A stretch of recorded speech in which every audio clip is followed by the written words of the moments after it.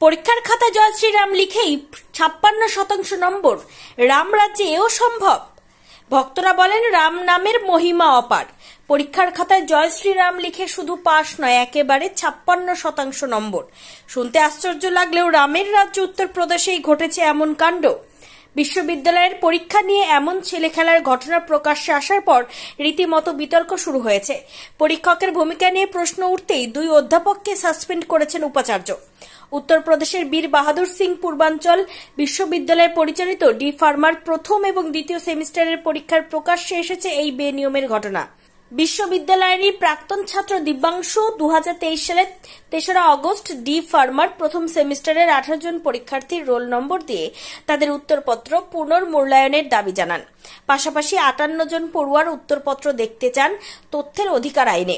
যদিও মাত্র 42টি উত্তরপত্র দেওয়া হয় তাকে, সেই উত্তরপত্রে দেখা যায় প্রশ্নের উত্তর না লিখে পরীক্ষার খাতায় জয় শ্রীরাম লিখেছেন 4 পড়ুয়া। পাশাপাশি খাতা ভরাতে ক্রিকেটারদের নাম লেখা হয়েছে। এইসব লিখেই 75-এর মধ্যে 52 পেয়েছেন পড়ুয়া। পরীক্ষকের ভূমিকা নিয়ে প্রশ্ন উঠতেই 2 অধ্যাপককে সাসপেন্ড করেছেন উপাচার্য।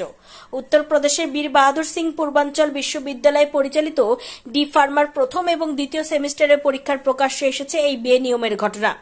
বিশ্ববিদ্যালয়ের প্রাক্তন ছাত্র দিব্যাংশু 2023 সালে 3রা আগস্ট ডি ফার্মার প্রথম সেমিস্টারের 18 জন পরীক্ষার্থীর রোল নম্বর দিয়ে তাদের উত্তরপত্র পুনর্মূল্যায়নের দাবি জানায়।